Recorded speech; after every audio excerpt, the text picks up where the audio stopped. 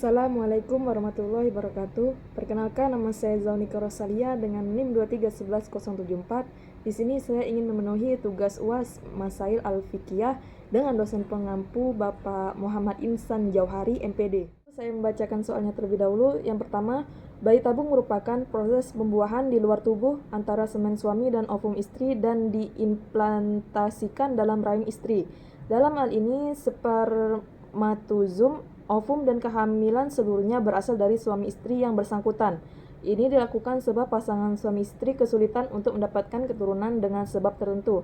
Padahal anak keturunan ialah pelengkap dalam kehidupan rumah tangga.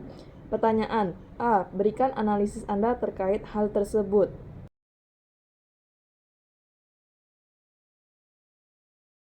Baiklah, saya akan menjawab analisis saya tentang bayi tabung. Sebelum itu, kita jelaskan terlebih dahulu apa sih bayi tabung itu.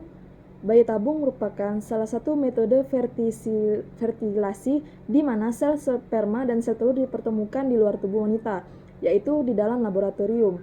Jika pembuahan berhasil, maka akan dilakukan langkah berikutnya.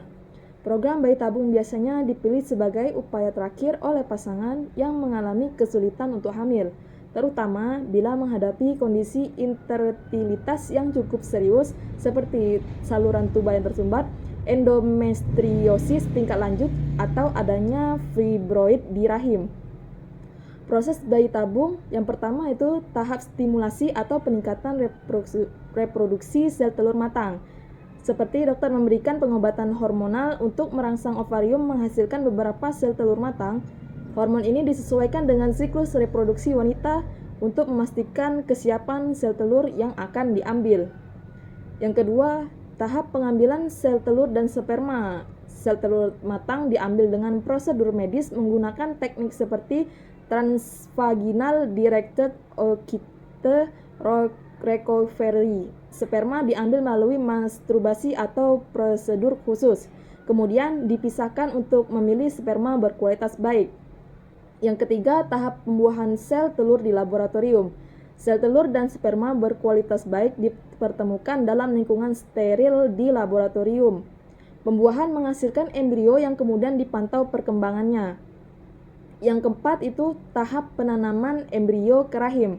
Embrio yang telah berkembang dipindahkan ke rahim istri. Sebelum penanaman, jumlah embrio yang ditanamkan didiskusikan dengan pasangan untuk memastikan hasil optimal. Embrio sisa dapat disimpan untuk penggunaan di masa mendatang. Yang kelima itu ada pemantauan kehamilan. Setelah penanaman, dokter memantau kehamilan menggunakan kadar hormon HCG dan pemeriksaan lainnya untuk memastikan keberhasilan proses bayi tabung. B. Jika melakukan bayi tabung dengan alasan menjaga tubuh agar tetap menawan atau atletis, apakah diperbolehkan? Berikan alasannya.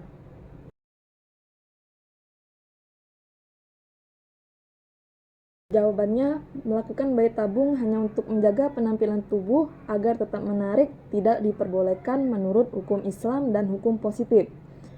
Proses bayi tabung seharusnya dilakukan dengan niat baik untuk memiliki anak, bukan untuk alasan estetika. Setiap tindakan dalam Islam harus memiliki tujuan yang jelas dan bermanfaat. Bayi tabung ditujukan bagi pasangan yang sulit memiliki anak karena masalah kesehatan. Jika dilakukan hanya untuk alasan penampilan, itu bisa dianggap tidak sesuai dengan tujuan sebenarnya dari teknologi ini. Meskipun hukum Islam bisa fleksibel, tetap harus mempertimbangkan manfaat dari tindakan tersebut. Menggunakan teknologi reproduksi untuk alasan yang tidak penting dapat dianggap sebagai penyalahgunaan. Jadi, bayi tabung sebaiknya tidak dilakukan hanya untuk menjaga penampilan. Baiklah, saya akan membacakan pertanyaan berikutnya. Bagaimana pandangan hukum Islam dalam hal membesarkan janin atau semen suami dan ovum istri pada rahim wanita lain?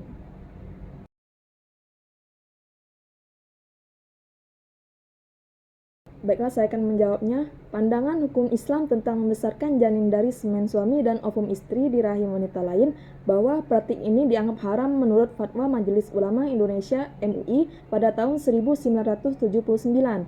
Alasannya adalah adanya potensi masalah dalam warisan, khawatir akan timbul kerumitan dalam masalah warisan, terutama berkaitan dengan siapa yang dianggap sebagai orang tua biologis dan hak waris anak, terutama terkait nasab anak, pemilik ovum dan ibu pengganti yang mengandung serta melahirkan. Ada kekhawatiran tentang status nasab anak.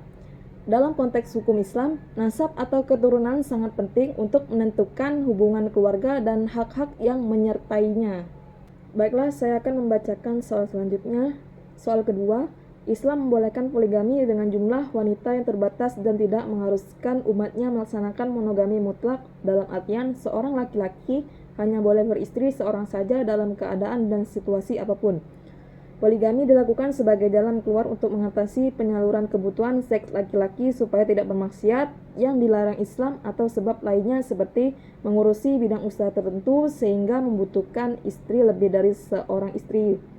Pertanyaan: A. Setujukah Anda dengan poligami? Jika setuju, berikan alasannya, dan jika tidak, berikan alasannya dengan argumentasi yang logis dan akademis dengan dilandasi sumber yang relevan.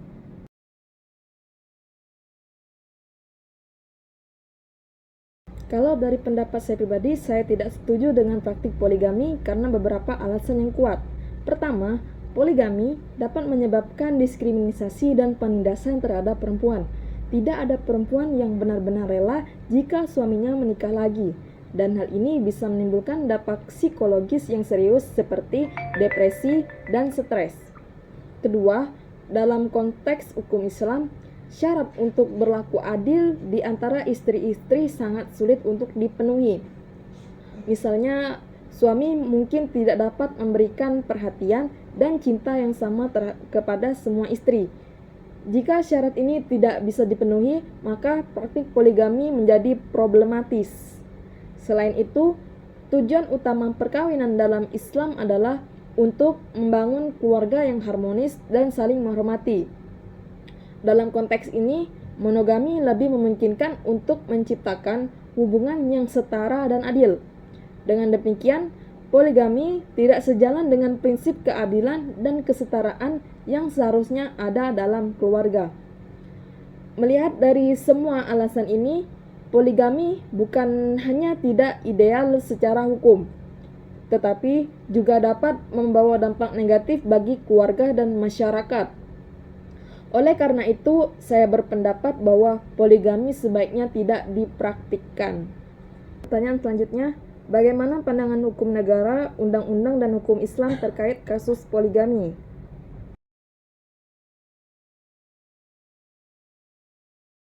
Jawabannya, dalam hukum Islam, poligami diizinkan dengan syarat tertentu, seperti kemampuan suami untuk berlaku adil terhadap semua istri. Ini didasarkan pada Al-Quran, khususnya surah An-Nisa ayat 3 yang menyatakan bahwa seorang suami boleh menikah hingga 4 istri asalkan dapat memenuhi syarat keadilan. Di sisi lain, hukum negara khususnya dalam Undang-Undang Nomor 1 Tahun 1974 tentang perkawinan juga mengizinkan poligami, tetapi dengan ketentuan yang ketat.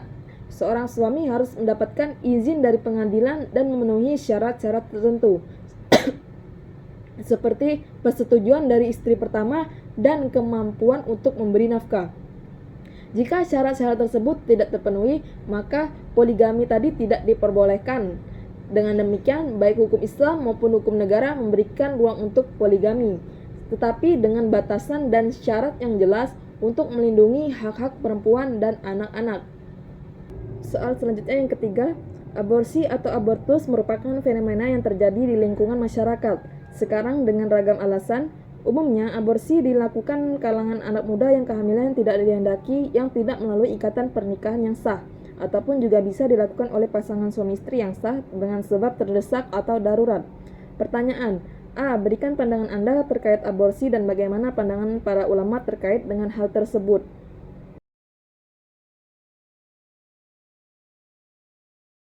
Jawabannya, pandangan saya tentang aborsi. Aborsi adalah tindakan yang disengaja untuk menggugurkan kandungan yang belum cukup waktu untuk hidup atau penguguran janin yang dikandung perempuan dengan tindakan tertentu sebelum sempurna masa kehamilannya, baik dalam keadaan hidup atau mati sebelum si janin bisa hidup di luar kandungan.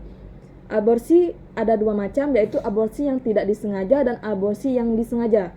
Aborsi spontan adalah aborsi yang dilakukan tanpa sengaja dan terjadi di luar kemampuan manusia. Biasanya diakibatkan oleh kecelakaan, pendarahan, dan lain-lain. Aborsi yang disengaja adalah aborsi yang dilakukan secara kesengajaan. Aborsi ini ada macam pertama, yang aborsi yang dilakukan oleh dokter berdasarkan adanya indikasi medis. Tindakan medis ini diambil untuk menyelamatkan jiwa ibu yang mengandung. Jika diteruskan kehamilannya, keselamatan si ibu akan terancam.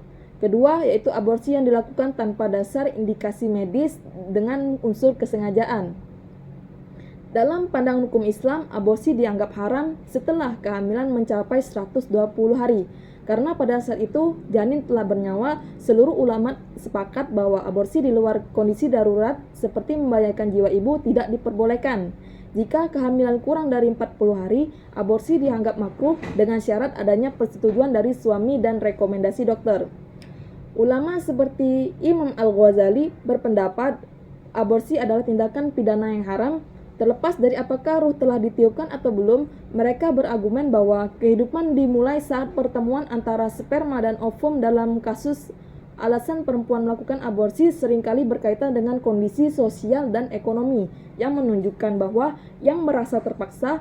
Oleh karena itu, penting bagi masyarakat untuk memahami resiko kesehatan dan psikologis yang dapat ditimbulkan oleh tindakan aborsi, serta memberikan pendidikan yang memadai tentang reproduksi dan konsekuensi dari keputusan tersebut. Soal selanjutnya, bagaimana jika melakukan aborsi dengan alasan terindikasi bahwa anak yang lahir nanti cacat, boleh atau haram? Berikan ketentuan hukumnya.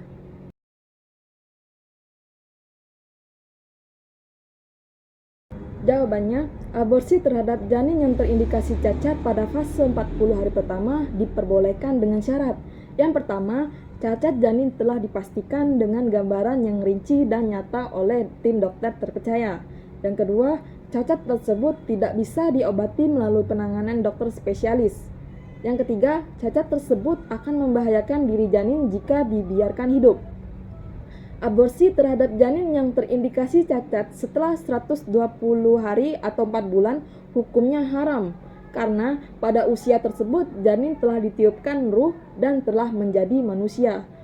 Dugaan cacat seperti buta, tuli, atau bisu tidak dianggap sebagai alasan yang memperbolehkan aborsi. Pertanyaan selanjutnya, berikan solusi terbaik dari tindakan aborsi.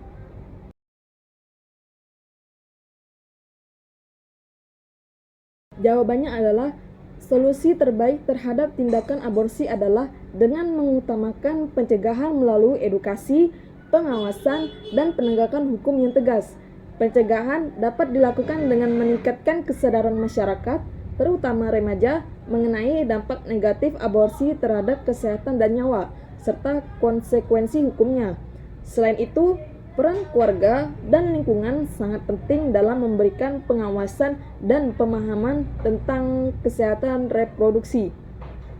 Jika aborsi hanya dilakukan karena alasan medis yang membahayakan nyawa ibu, tindakan tersebut hanya boleh dilakukan oleh tenaga kesehatan profesional di fasilitas kesehatan resmi. Sesuai dengan aturan hukum yang berlaku, penegakan hukum juga harus diperkuat dengan kerjasama antara kepolisian, rumah sakit, dan klinik untuk mengidentifikasi serta menindak kasus aborsi ilegal. Dengan langkah-langkah ini, diharapkan dengan aborsi ilegal dapat ditekan dan hak hidup janin serta kesehatan ibu tetap terlindung. Itulah jawaban yang bisa saya sampaikan. Apabila ada kata-kata yang salah, saya mohon maaf. Kepada Allah saya mohon ampun. Saya akhiri, wabillahi taufik wa hidayah. Wassalamualaikum warahmatullahi wabarakatuh.